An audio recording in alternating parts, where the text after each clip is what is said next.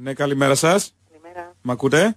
Ναι, σας ακούω. Είναι το γραφείο του κυρίου Αδάμου, Μάλιστα. του βουλευτή Ακέλ. Ναι. Μ' ακούτε? Ναι, καλημέρα. Τηλεφωνώ από Αθήνα, από τα γραφεία της Νέας Δημοκρατίας. Ναι. Τηλεφωνώ να εκφράσω τη δυσαρέσκεια του κυρίου Σαμαρά. Μα να ψηφίσετε όχι? Μα όχι. Ο κύριος Το Αδάμου. λέτε εμένα.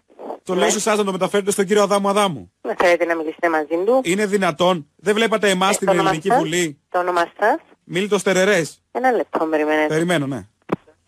Αλλό, Ναι, καλημέρα σας. καλημέρα. Παίρνω να εκφράσω τη δυσαρέσκεια του κυρίου Σαμαρά. Για ποιο πράγμα? Που ψηφίσατε όχι. Γιατί? Δεν βλέπετε εμάς στην Ελληνική Βουλή που δεν το έχουμε τολμήσει να ξεστομίσουμε όχι και ψηφίσατε εσείς να πληγώσετε την καγκελάριο? Να πει στον φίλο μου τον Αντώνη. Ναι. Ο Αντώνης ο Σαμαράς είναι προσωπικός φίλος δικός μου, ότι ανακολουθούσαν οι Έλληνες βουλευτές αυτό που κάναμε εδώ στην Κύπρο να του πεις και του το είχα πει και ιδιωτικά του ίδιου, δεν θα φτάνει η Ελλάδα εδώ που έφτασε. Είπατε είναι φίλος ο Σαμαράς.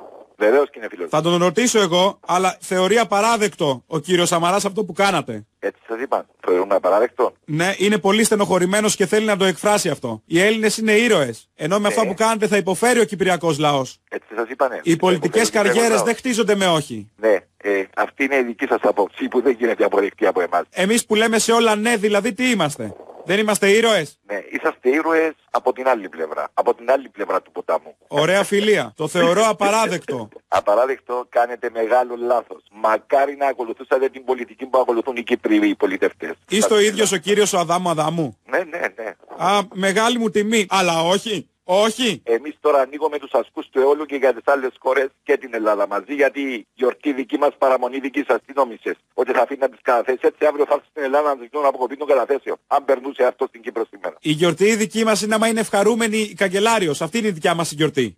Να σου πω που τη γράφω την καγκελάριο. Θες να σου πω που τη γράφω?